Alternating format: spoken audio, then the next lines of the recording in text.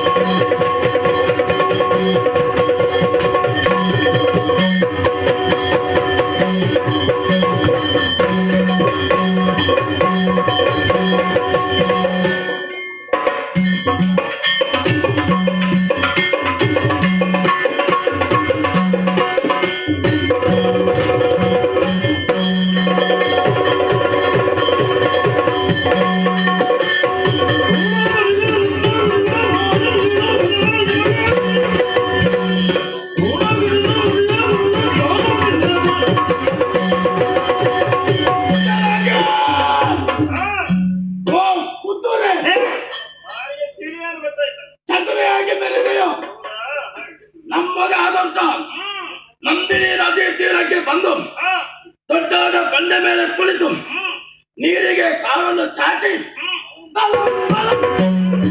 ಮಾಡಿದೆಯ. ಅಸುರರಿಗೆ ಮೋಹದ ಬಲೆಯನ್ನು ಬೀಸಿದೆಯ. ನಮ್ಮವರಾದ ಚಂಡ ಪ್ರಚಂಡರನ್ನೇ ಒಂದು ಬಿಟ್ಟೆಯ. ಇನ್ನ ಪೌರುಷಕ್ಕೆ ಮಣ್ಣಾಗ್ಲಿಕ್ಕೆ ಅಂದರನ್ನು ಕೊಲ್ಲುತ್ತಾ ತಾನು ತಾನಾಗಿ ಬೆರೆತಿಲ್ಲ. ನನ್ನೊಡೆಯ ಅರುಣಾಕ್ಯನು ಮದುವೆ ಆದರೆ ಪ್ರಾಣ ಉಳಿದಿತ್ತು. ಒಂದಾಕ್ಯನು ನೀನು ನಿದ್ರೆಯಿಂದ ಎದ್ದು ಬಂದವನಲ್ವೇ? ಸರಿಯಾಗಿ ನಿದ್ರೆ ಆಗಿಲ್ಲ ಕಾಣುತ್ತದೆ. ಚೆನ್ನಾಗಿ ನಿದ್ರೆ ಆಗಿದೆ. ನಿನಗೆ ಚಿರ ನಿದ್ರೆ ಅನ್ನೋದಕ್ಕೆ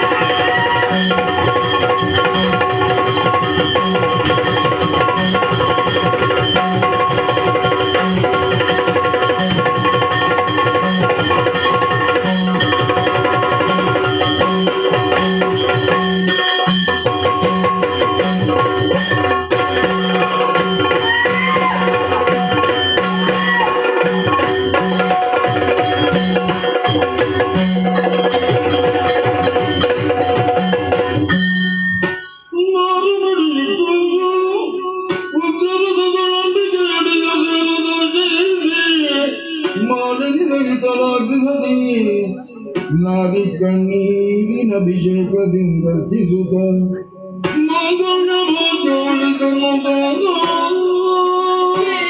ಜಗನ್ಮಾತೆ ನನ್ನ ಮಗನ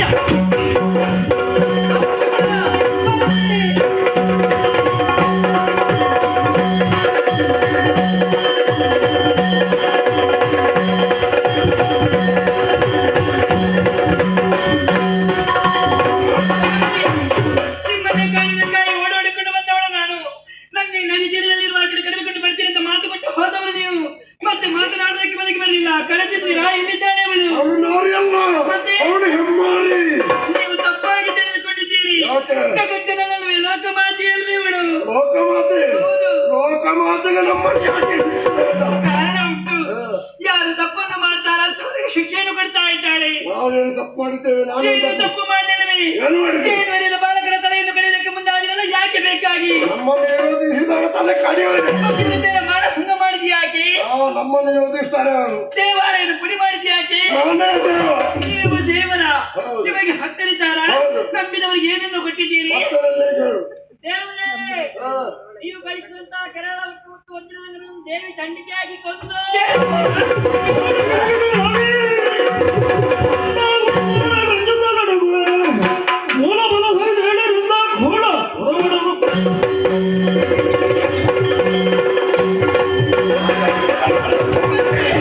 ಹೊರಟದ್ದು ದೂರ, ಯಾಕೆ ತಡೆ?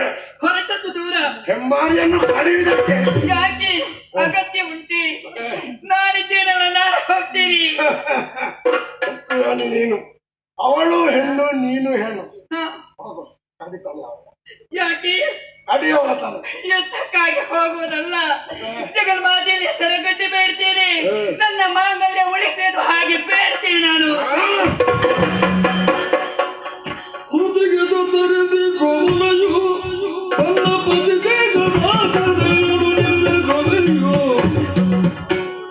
ಹೊಸನಾಗಿ ಕರಗಿ ಕೇಳಿಲ್ಲ ಮಗದಿಗಟ್ಟು ವೀರಗಂಗನ ತೋಳಿಗೆಲ್ಲ ಯಶೋಮತಿ ಚಿನ್ನ, ನನ್ನ ಬಂಗಾರ, ದೀರ್ಘವಾದಂತಹ ನಮ್ಮ ದಾಂಪತ್ಯ ಜೀವನದಲ್ಲಿ ಸರಸಕ್ಕಾದರೂ ನಿನ್ನನ್ನು ನೋಯಿಸಿದವನು ನಾನಲ್ಲ. ಆ, ಏನೋ ಒಂದು ಕೋಪದ ಕೈಗೆ ಬುದ್ಧಿಯನ್ನು ಕೊಟ್ಟು ಆ, ನಿನಗೆ ಕೊಡುತ್ತಿಲ್ಲ. ಆ, ಹೆಸರು ಮಾಡಬೇಡ. ಆ, ನೋಡು, ಅವನು ನಮ್ಮ ವಿರೋಧಿ. ಆ. ಅದನ್ನು ಹೇಳ್ತಾ ಇದ್ದೇನೆ. ಏನು? ನನಗೆ ಅಕ್ಷತೆಯನ್ನು ಹಾಕು, ಆ. ನನಗೆ ಕುಂಕುಮವನ್ನು ಇಡು. ಆ. ನೋಡು, ಆ. ಜಯಶೀಲನಾಗಿ ಬರುವುದಕ್ಕೆ ಆ. ನನ್ನ ಕೈಗೆ ವೀರ ಕಂಕಣವನ್ನು ಕಟ್ಟು. ಯಾರ ಕೈಗೆ? ನನ್ನ ಕೈಗೆ ಕಟ್ಟುತ್ತೇನೆ ಸ್ವಾಮಿ, ಆ. ಕಟ್ಟುತ್ತೇನೆ. ಕಟ್ಟು. ಆದರೆ ನಿಮ್ಮ ಕೈಗೆ ಅಲ್ಲ, ಜಗನ್ಮಾತೆಯ ಕೈಗೆ ರಕ್ಷಾ ಕಂಕಣವನ್ನು ಕಟ್ಟುವುದಕ್ಕೆ ನಾನು ಹೋಗ್ತಾ ಇದ್ದೇನೆ.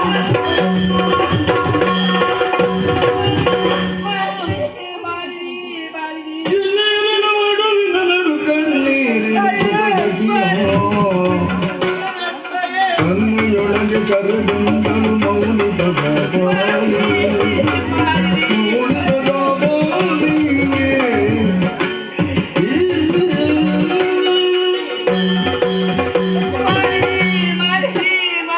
ನೋಡಪ್ಪ ನನ್ನ ಸ್ಥಿತಿಯನ್ನು. ಪ್ರಪಂಚದಲ್ಲಿ ಅಕ್ಕ ತಂಗಿರ ಹಾಗೆ ಬದುಕಿದವರು ನಾವು, ಬಾಳಿದವರು ನಾವು. ಮಾಲಿನಿ, ನಿನ್ನನ್ನು ಬಿಟ್ಟು ಬಹುದೂರ ಸಾಗುತ್ತಾ ಇದ್ದೀನಿ. ಕೊನೆಯ ಕಾಲದಲ್ಲಿ ನನಗೊಂದು ಉಪಕಾರ ಮಾಡು ಮಾಲಿನಿ. ಬಾಳಿ ಮಹಾಮುನಿಯ ಪಾದದಲ್ಲಿ ಒಂದು ಬೇಡಿಕೆ ನಿಲ್ಲಿಸಿದ್ದೆ, ಈಡೇರಿಸುವ ಕಾಲ ಹತ್ತಿರವಾಗ್ತಾ ಬಂತು. ಯಶೋಮತಿಯ ಕೊನೆಯ ನಮಸ್ಕಾರವನ್ನು ತಿಳಿಸು ಮಾಲಿನಿ, ತಿಳಿಸು. ಸ್ವಾಮಿ, ಬಣ್ಣದಿದ್ರ ಈ ಜಗದೊಡೆಯ ಮಗೋನ್ನತ ಬರಬಲವಿದ್ದರು ತನ್ನುದಯೇ ಕಾಮಿಯು ನೀನೆಂದು ಬಲದು ತೊಲೆಗೆ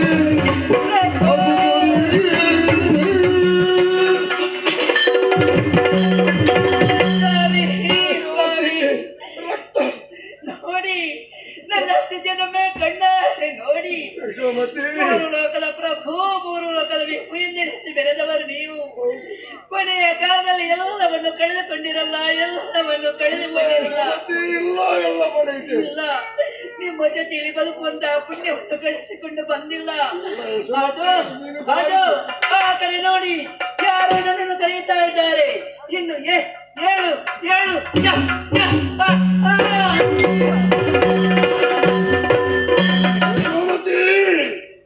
ಯಾಕೆ ನನ್ನ ಮಾತು ನಿನಗೆ ಸ್ವಲ್ಪವೂ ಅರ್ಥವಾಗುತ್ತಾ ಇಲ್ಲವಲ್ಲ? ಅವಳು ನಮ್ಮ ವಿರೋಧಿ. ಅದೇ ಬೇಡ ಹೇಳು ಹೇಳು.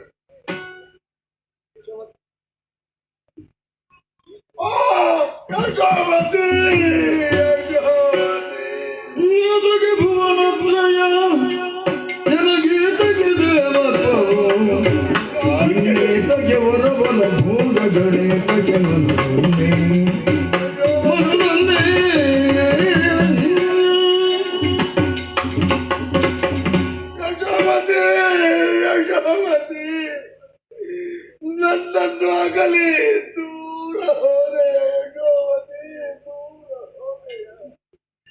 ನಿನ್ನನ್ನಗಲಿ ನಾನು ಈ ಪ್ರಪಂಚದಲ್ಲಿ ಬದುಕುವುದು. ನೀನಿಲ್ಲದ ನನ್ನ ಜೀವನ ಅದು ಯಶೋಮತಿ. ಯಶೋಮತಿ, ನನ್ನ ಸಿಂಹಾಸನದ ಆ ಕಲ್ಲೇ ಪಿತವಾಗಿ ಆಯ್ತಲ್ಲ. ಇನ್ನ ಒಂದೊಂದು ಮಾತು ನನಗೂ ಈಗ ನೆನಪಾಗುತ್ತಾ ಇದೆ. ನನ್ನ ಏಳಿಗೆಯನ್ನೇ ಬಯಸಿದವಳು ನೀನು, ನನ್ನ ಸಂತೋಷವನ್ನೇ ಸದಾ ಕಾಲ ಹಾರೈಸಿದವಳು ನೀನು. ಯಶೋಮತಿ, ನನ್ನ ಸಂತೋಷಕ್ಕೆ ನೀನು ತೈಲವನ್ನು ಸುರಿಯುತ್ತಾ ಇದ್ದವಳು.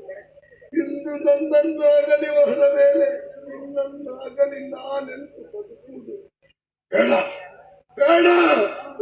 ನನಗೆ ಯಾಕೆ ಪೂರ್ಣತ್ರಯಗಳು, ನನಗೆ ಯಾಕೆ ಸಂಪತ್ತು, ನನಗೆ ಯಾಕೆ ಐಶ್ವರ್ಯ, ನನಗೆ ಯಾಕೆ ಅಧಿಕಾರ? ಬೇಡ ಯಶೋಮತಿ, ಯಾವುದು ಬೇಡ. ನನಗೆ ನೀನೇ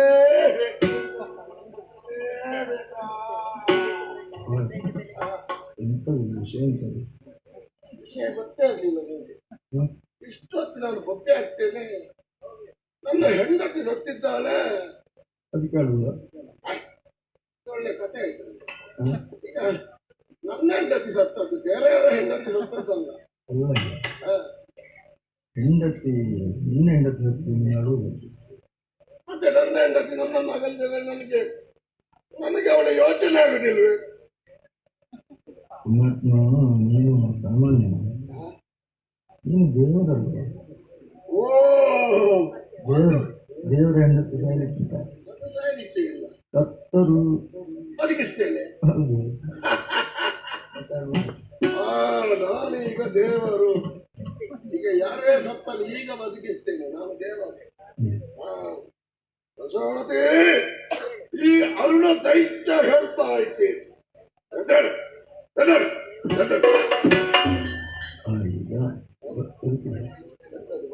ಏನಿಲ್ಲ, ಚೂರು ಚಲನೆ ಅದು ಸರಿಯಾಗಿಲ್ಲ. ಸಂಕಲ್ಪವೇ ಸರಿಯಾಗಿಲ್ಲ. ಸಂಕಲ್ಪ ನೀನು ಅರುಣ ದೈತ್ಯ ಅಂತ ಹೇಳಿದ್ರೆ ಆಗ್ತದೆ, ಅರುಣ ದೇವರು ಅಂತ ಹೇಳಿದ್ರು. ಓಹೋ, ನಾನು ದೇವರು, ನಾನು ದೈತ್ಯ ಅಂತ ಹೇಳ್ತೇನೆ. ಇವಳು ಬದುಕ್ತಾಳೆ, ಇವಳು ಸಾಯಿದೆ, ಬದುಕುವಳಿಗೆ ತಪ್ಪಿದರೆ ಮತ್ತೆ ಸಂಕಲ್ಪ ಸರಿಯಾದ.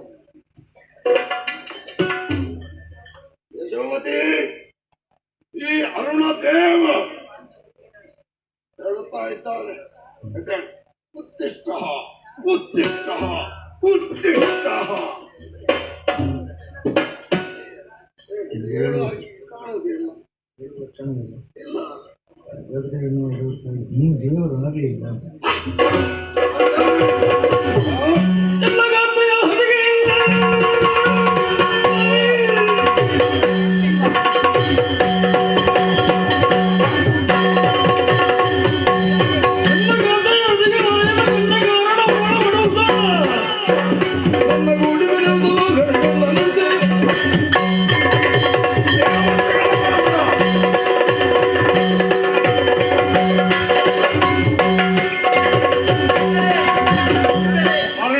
ಯಶೋಮತಿ ಅಮ್ಮನವರ ಅರಿವಾಗಿದೆ.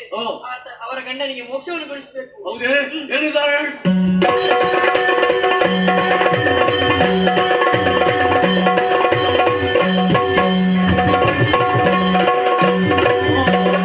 ಯಾರಿಂದ ಮೃತಪಟ್ಟಿದ್ದಾಳೆ. ಆದ್ರೆ ಇವರು ಯಾರು? ಗಂಧರ್ವ ಸ್ತ್ರೀಯರು, ಮೇಕಲೆ ಸೌಗಂಧಿಕೆಯರು, ಶಾಪ ನಿಮಿತ್ತ ಮಾನವರಾಗಿ ಹುಟ್ಟಿದ್ದಾರೆ. ಇವರಿಗೆ ಮೋಕ್ಷವನ್ನು ಕೊಡಬೇಕಾದ ನನ್ನ ಧರ್ಮ. ಶುದ್ಧೋದಕವನ್ನು ಮೈ ಮೇಲೆ